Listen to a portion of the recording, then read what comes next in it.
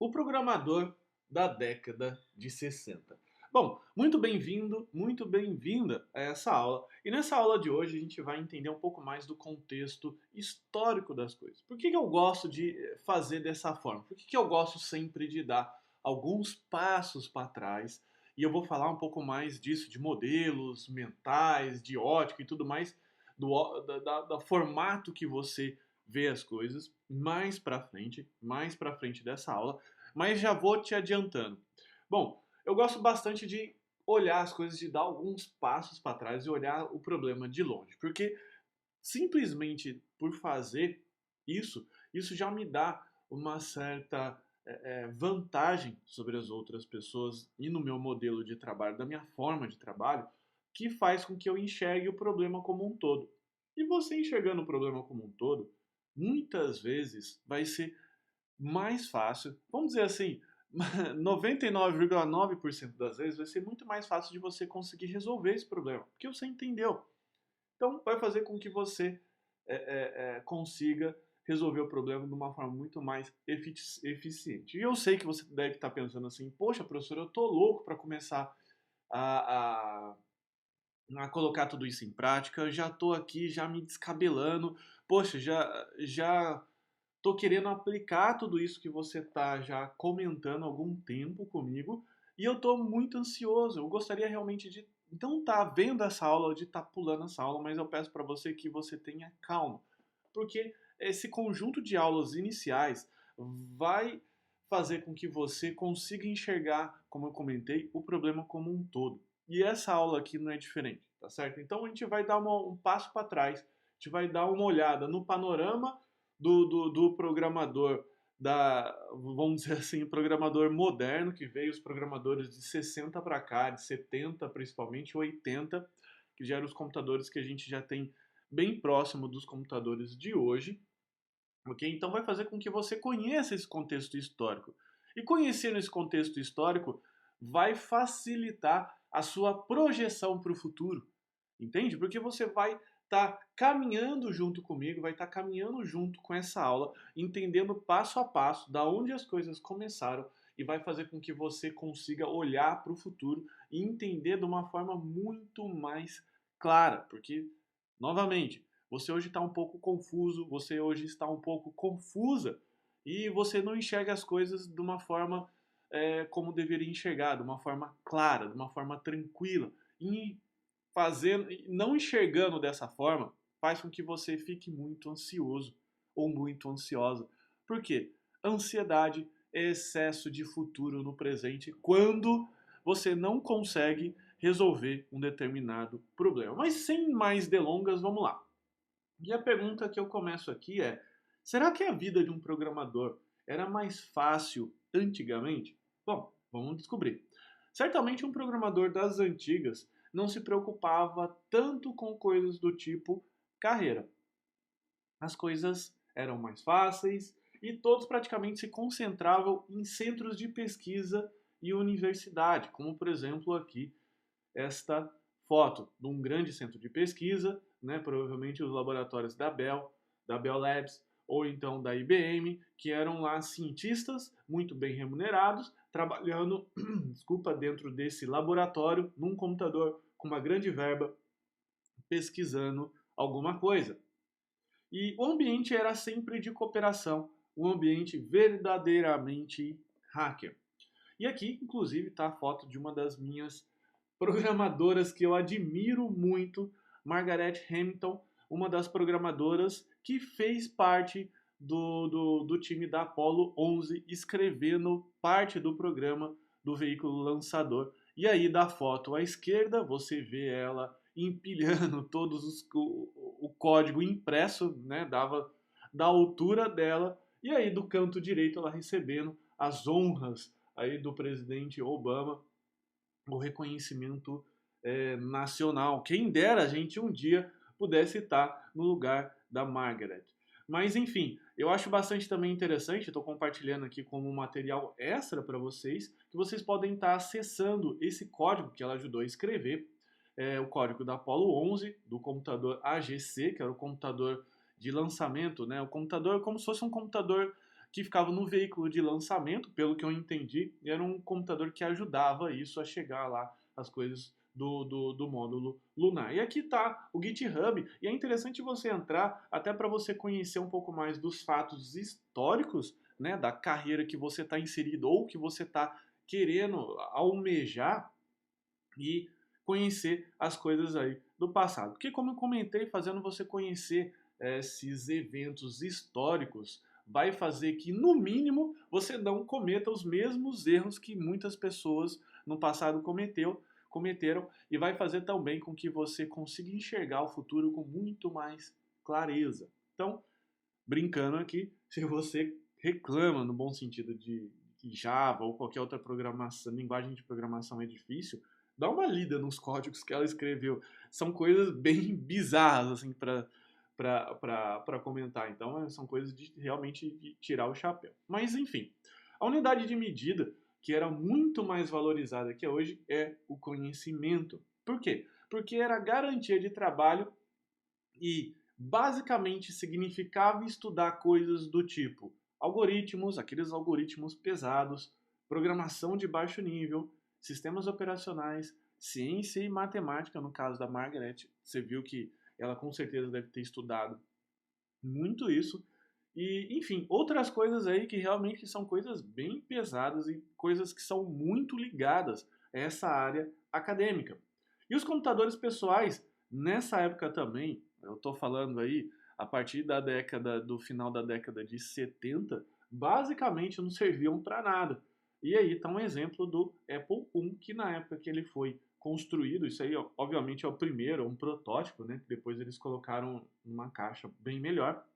Mas esse computador aí servia basicamente para robistas. Se você era um robista, se você gostava de eletrônica, se você era um curioso, uma curiosa, uma pessoa muito curiosa, você poderia certamente estar adquirindo na época um computador desse e ele vinha inclusive em partes, em módulos extras que você poderia estar comprando, como por exemplo um módulo de leitura de disquete, um módulo de I/O para interagir com o ambiente externo. Eu colocava uma placa, ele dava lá, eu conseguia montar meu próprio circuito digital nessa placa, colocasse isso. Então eram coisas que eram realmente voltadas para esses robistas, não ao público comum, né? Ou pessoas como eu e você hoje que usa o computador para navegar no Facebook, ver redes sociais, digitar documentos e coisas desse tipo. Então, esses computadores aqui eram os precursores dos nossos computadores que a gente tem hoje.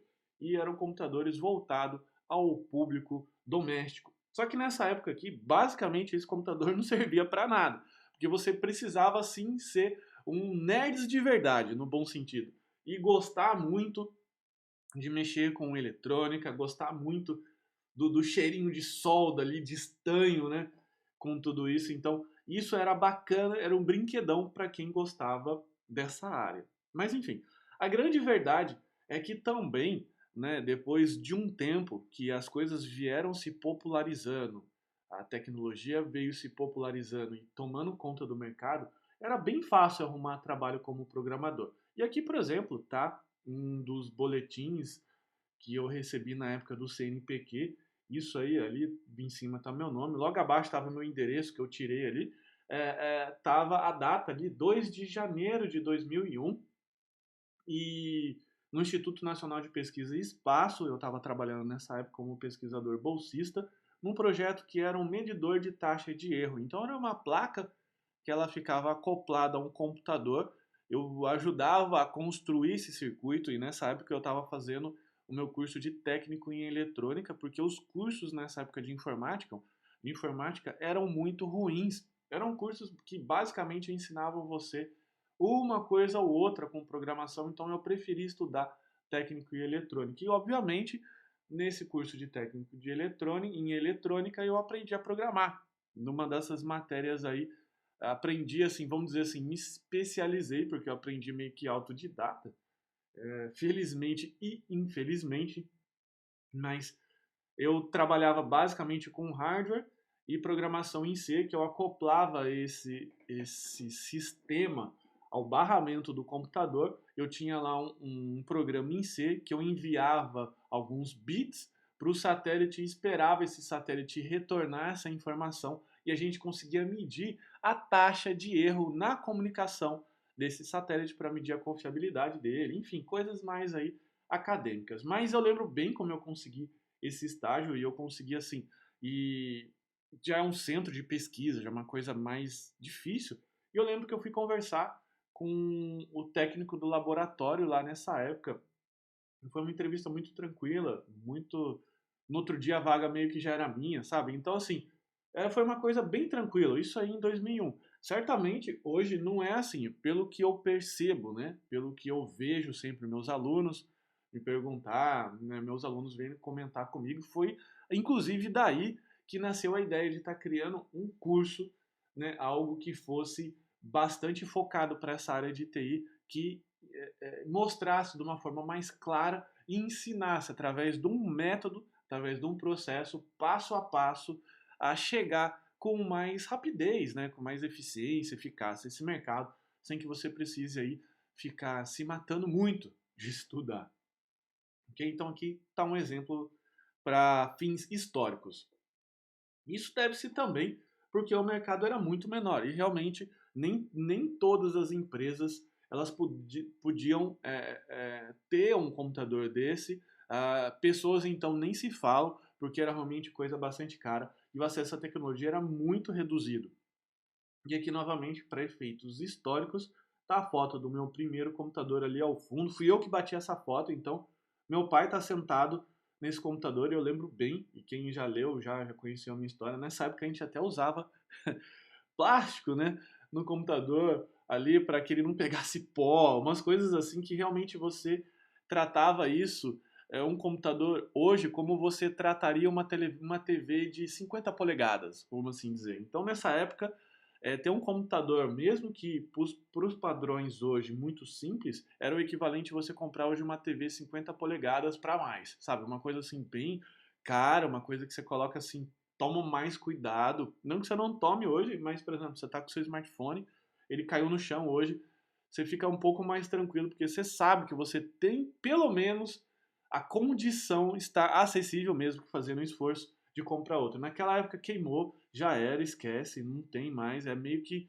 um bem de família, o que era no passado linhas telefônicas aqui no Brasil. Mas está ali o meu pai tirando o pó do computador, tirando o plastiquinho para poder usar, e realmente nessa época aí, eu lembro que isso daí era no final da década de 90, 98 para 99, que já tinha já esse computador. Foi nesse computador, inclusive, que eu aprendi a programar enfurnado nesse quarto aí, numa chácara, numa zona rural de São José dos Campos. Pois enfim, você entra lá no meu blog e lê um pouco mais da história. Mas era assim necessário ser um gênio para se programar. Imagine você, eu não tive, vamos dizer assim, no bom sentido, o prazer de estar usando, por exemplo, um cartão perfurado, que eu já sou de uma época um pouco mais nova, mas eu já conversei com outros programadores, inclusive tenho um amigo programador que ele tem hoje que ele tem hoje 72 anos de idade e ele foi mais ou menos na década de 70 a 80 fazer o PhD dele nos Estados Unidos e ele se especializou na área de meteorologia e ele comenta que ele tinha que levar no furgão da universidade ou na carretinha da universidade presa a um carro, mas não lembro bem, um computador portátil. E esse computador portátil era do tamanho de uma geladeira, que ele tinha que ficar enfiando papel, o programa em Fortran, só que você tinha que perfurar o cartão. Por isso que eu lembrei dessa história, porque ele tinha que perfurar, carregar isso em campo. Imagina você carregando uma geladeira lá no meio de um pasto que não tem nada, né, que é onde ele ia colher os dados meteorológicos, fazer as experiências do modelo dele lá e carregar isso. Imagina, sei lá, num frio danado, tendo que enfiar o papelzinho do jeito certo, carregando os programas de bootloader para depois carregar o seu programa, para depois ver que talvez o seu programa tinha um bug. Já pensou? O programa tem um bug? Tem que novamente fazer um novo cartão perfurado, que naquela época era uma fita, né? Já era um pouco mais moderninho que esse aqui que eu estou mostrando, mas enfim, era necessário sim ser meio que gênio para programar. Não vou mentir para você. E eu vejo muito por mim, tava lá, né, no INPE também, tinha que lidar com coisas bem mais complicadas, que apesar naquela época já tinha já uns programas que queriam facilitar a sua vida, mas enfim, você tinha que ficar lidando com código C, principalmente lá no instituto de pesquisa, mas era necessário sim ser gênio para programar, eu admito.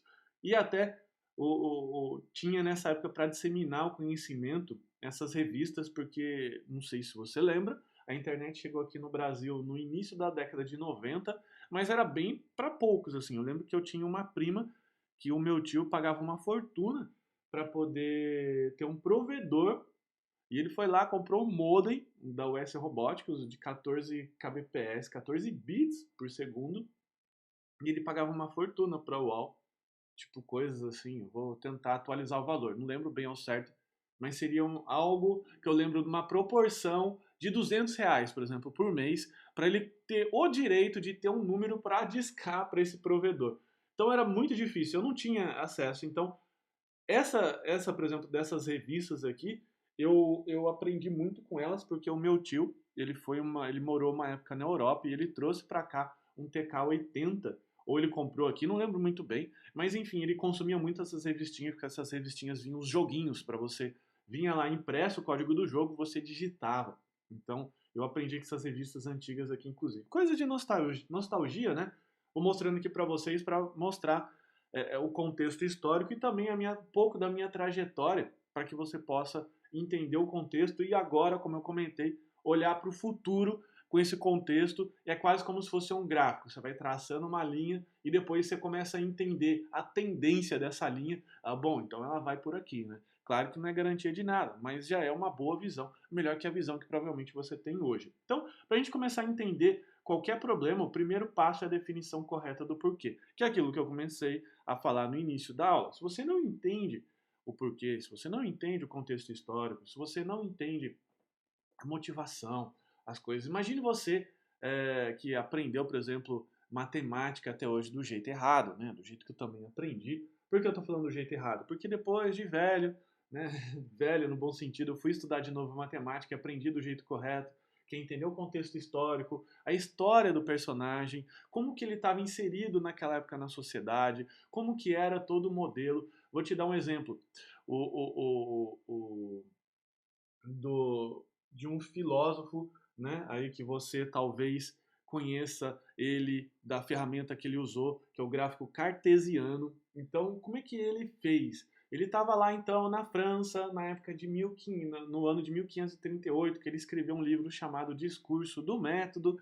Ele era um mercenário, trabalhava como atirador de balas de canhão e ele conseguiu descobrir uma coisa que era uma relação matemática, que era uma função em que ele inclinava o canhão, né? Ele inclinava o canhão a tantos graus e ele sabia que se ele colocasse uma quantidade de pólvora X, ele conseguia disparar depois de uma distância, né? Esse filósofo é chamado de René Descartes. Por isso que vem do gráfico cartesiano, que foi que na época que ele estava em guerra, né, ele era mercenário, ele participou de um exército mercenário, ele teve essa sacada, percebeu. Então você começa a entender que depois que você vê o contexto histórico da coisa, você começa a entender as ferramentas e começa a entender a motivação, é até inclusive muito mais fácil de você, primeiro, entender a situação que você está atual. Sendo que nesse caso aí do gráfico cartesiano, o professor, muito provável, não falou nada disso para você.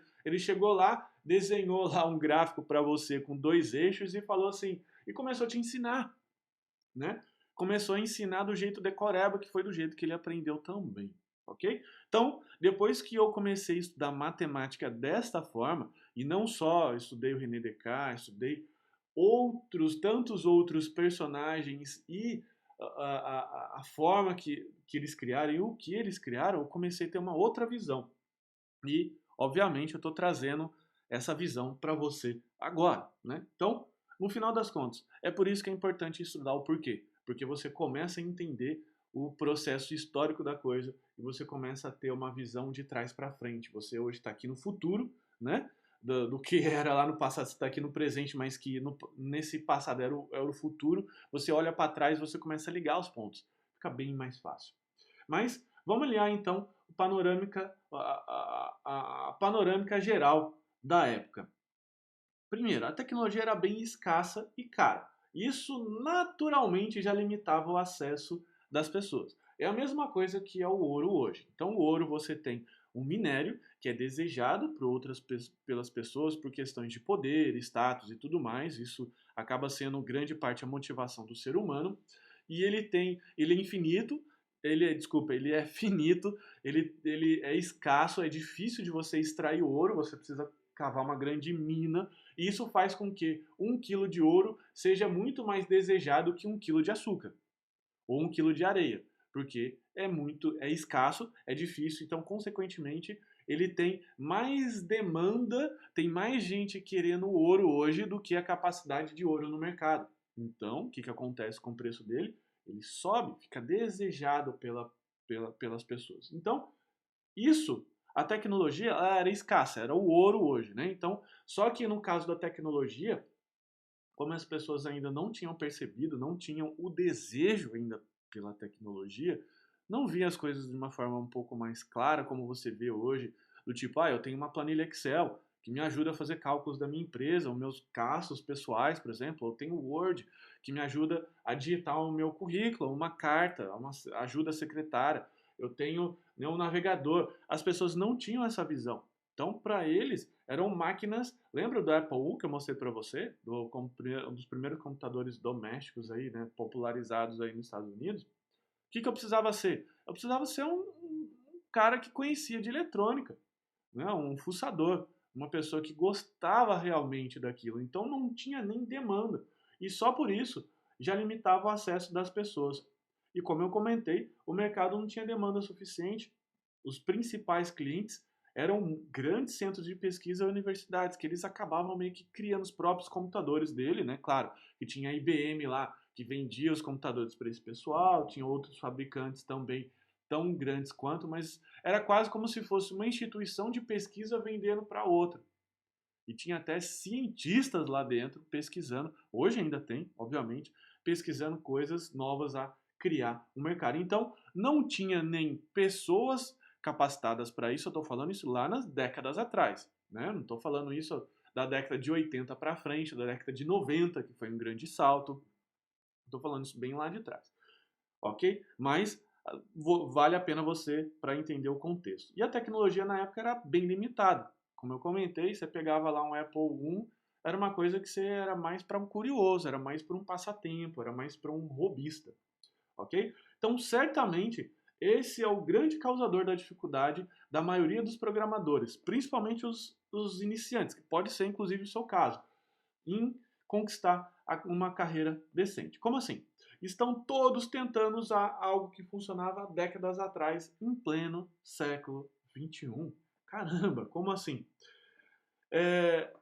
As pessoas estão tentando, né, estudar, tentando trabalhar num modelo que funcionava décadas atrás, em que eu precisava ser um hacker, que eu precisava ser certamente um cientista, um gênio, em que o conhecimento somente era muito valorizado. Não importava nem se você sabia falar, se você soubesse lidar com grupos. Isso não era nada importante como é importante hoje. Então as pessoas tinham que valorizar muito o conhecimento, porque era escasso, era difícil, o cara tinha que ser um gênio. Então, era escasso. Você acabava aceitando, você como empresa acabava aceitando.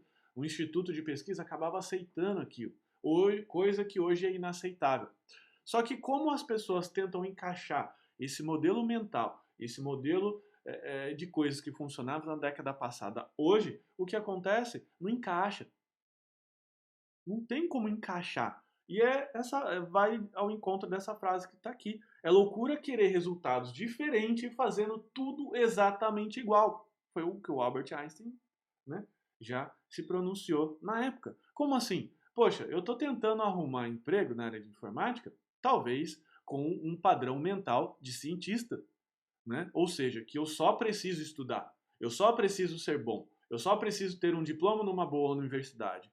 E não é verdade. Você precisa não só disso, né? Não só de conhecimento, você precisa também de outras habilidades que certamente são habilidades que não te ensinaram ainda, ou não focaram, ou não te mostraram o caminho do que era preciso estudar.